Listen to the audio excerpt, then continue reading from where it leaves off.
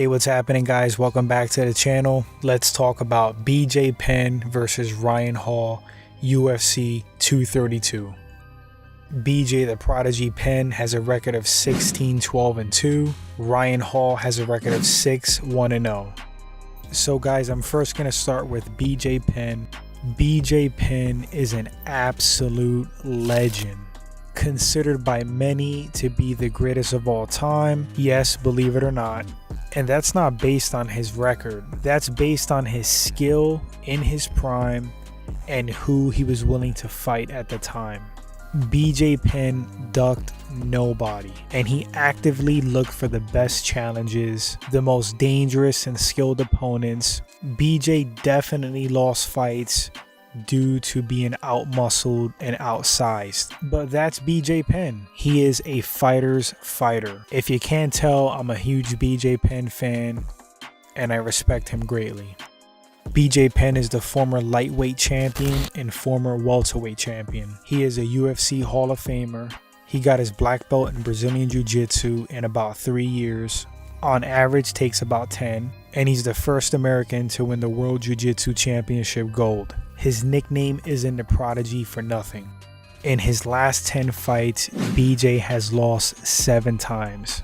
He is currently on a 5-fight losing streak. Like I said, I'm a huge BJ Penn fan, and it kind of breaks my heart to watch him compete present day. As a big fan, you still maintain hope that glimmers of prime Penn is going to show up.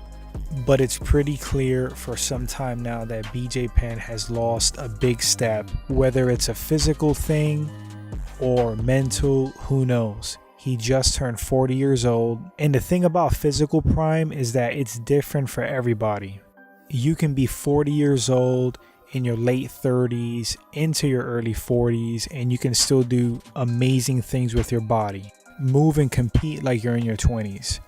But the thing is with that, it all depends on damage you've taken in your career and how you've taken care of yourself throughout the years. BJ has been known to be lazy in the gym, mostly rely on his physical gifts. Highly talented individual in his quote prime. So gifted and like at his peak, about as good as anybody has ever been.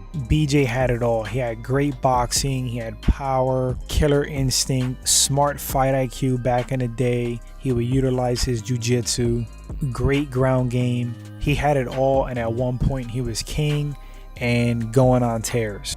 But as of late, Penn has just been dropping fights left and right, losing fights that he arguably should have won, and it's really painful to see a legend go down like that, you know. But here he is coming back for another fight against Ryan Hall, this young, hungry lion, talented lion, and I personally don't know how to feel about it. It's like I'm excited. I still have some hope in me that Penn's gonna show up, kick ass, and perform well. But Penn has been on a serious downslide in his career, and many believe he should have retired years ago. Ryan Hall, admittedly, I haven't seen a lot of his fights. He really hasn't had a ton of pro fights to begin with. But from what I've seen and what I've studied, he is an absolute beast on the ground. His leg locks look ridiculous. He's super technical on the ground.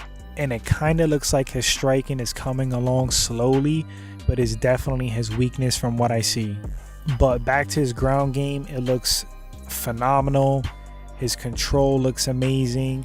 Super technical, as I said. Leg lock game off the charts. Current present day Penn has a tall mountain to climb. If old BJ Penn shows up, that's a different story. Keys to victory for BJ Penn: keep it on the feet as much as possible. Penn has an amazing ground game, but at this point in his career, Ryan Hall may actually have the edge on the ground.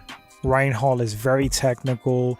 He's up to date with all the new techniques and skills. And I don't know, I just have this funny feeling if Penn engages him for too long on the ground, he may put himself in serious danger. And that's not discrediting or underestimating BJ Penn's ground game.